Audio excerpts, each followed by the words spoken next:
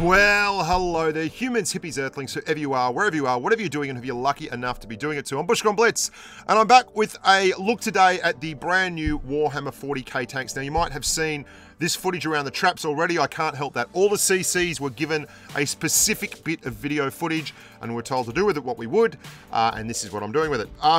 This is the Predator UM. Now, it is a Tier 7 heavy tank. And it's a very, very interesting Tier 7 heavy tank because it's got something that's completely new and I've not seen before on a Tier 7 heavy in this game. And I'm going to get to that in just a wee bit. There are a couple of armor schemes. You have a legendary camo, which is yellow, and you have the standard camo, which is blue. Now, I just want to break down quickly for you the fantasy tank thing. I don't mind so much the fantasy tanks. I like interesting and challenging tanks. I like tanks that are blue. I like tanks that are purple. I like tall tanks, short tanks, fat tanks, thin tanks. I'm just a fan of tanks in general. A lot of people don't like these tanks, and that's fair enough. Everyone is allowed to float their own boat, and that's all well and good. But what I'm going to do today is not really argue about whether it's good or bad, and just give you the stats so you can make your own decisions and be guided by this video. Now, the speed limit is 32 kilometers an hour, which is actually pretty mobile for a Tier 7 heavy. It's also got very nice base traverse, 24 degrees per second, and turret traverse, which is going to be about 36.5 per second. And these are before rations, before any equipment whatsoever. This is stock, standard, ordinary Predator UM. UM, by the way, Ultramarine, that's what it stands for. The really interesting part of this tank for me is the gun. The gun has 3 shells in a clip of auto-loading justice with only 1.5 seconds between the shells. That means in 3 seconds you can dump 540 alpha if all shells go home. 165 pen on your AP and 210 on your APCR means you get an absolutely whomping good stomping tank. Dispersion of 0.345 base and a 4.6 second aim time are both actually quite fine for Tier 7 heavy tanks. The really interesting thing there for me is the 180 alpha on the gun. This seems right in line with Wargaming's dumbing down of the caliber shells. So like you've got a 105mm on the 54E1 on the Batchat, and that turns into a 310 alpha instead of a 350 alpha. This feels like a 90mm that's been turned from a 210 down to a 180 alpha. So there you go. That is the Predator UM, the Tier 7 heavy.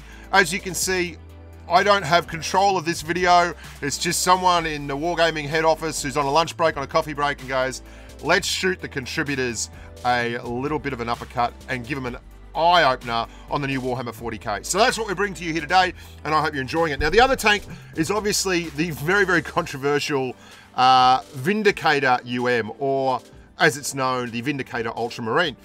And as it's probably going to also be known as, oh my God, Wargaming, I can't believe you did this. Oh my God, oh my God, oh my God, let's all panic. I just don't know how this tank's going to run out, but I want to show you something straight away that's interesting. It's got a big shovel on the front, and that's meant to act as spaced armor. So when I'm highlighting here the front armor at 120mm, I don't know if that includes the spaced. I've never seen a tank with armor like this before. Have you? It's like Bob the Builder meets the Space Marines, and that's the Iron Fist armor, the legendary camo you can get with it, which is pretty cool. The other thing is it's got a Sturm Tiger gun. Are they going to bring a Sturm Tiger in the game? Oh my God, I would be so excited. But rate of fire, 4 rounds a minute, 137mm of heat pen, not a whole lot. 225mm of your premium heat pen, which is pretty good, and 80mm HE pen, which is exciting because you get 640 average alpha on your heat rounds, 545 on your premium 225 pen rounds, and 900 big dollary-doos worth of alpha damage on your HE rounds. The obvious cost of doing business with a gun that nasty, that round, and that fat is that it's got 0.479 dispersion and will not be able to throw it in the ocean from 20 feet away on the shoreline. So, that's the Big Blue Ultramarine Vindicator. Now, they're called Marines because Space Marines from the Warhammer 40k games is where they're from. This is the map. It is a map that looks kind of like a cross between Warhammer and Fort Despair, which is exactly what it is. A cross between Warhammer and Fort Despair. You can see it's very much got the Fort Despair topography, but they've put all the candy and the eye candy, the aesthetics, the bling, the wazoo is all Warhammer 40k. And they've done this a couple of times with Fort Despair, and I'm not certain why that is, because obviously there are a lot of other maps in the game, but I think Fort Despair has very easy to customize buildings and structures, so you can certainly make it dressed up for the occasion.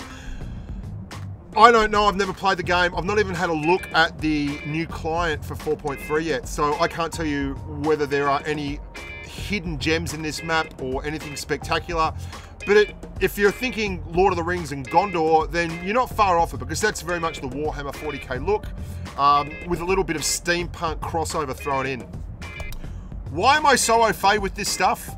Because I was a super nerd growing up, and I've remained a super nerd for my entire natural life.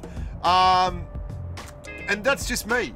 And I'm not going to enter into the debate of whether things are good, bad, ugly, or relevant. That's not for me to decide. We'll wait when we see the final patch notes, when we see the final game client, when we get out there and actually play these things, because I've been wrong before, a la the Helsing, when I thought things weren't going to be amazing. Anyway, look after yourselves, guys. Love your work. Hope you enjoyed that sneak peek. And until next time, stay safe on the battlefield.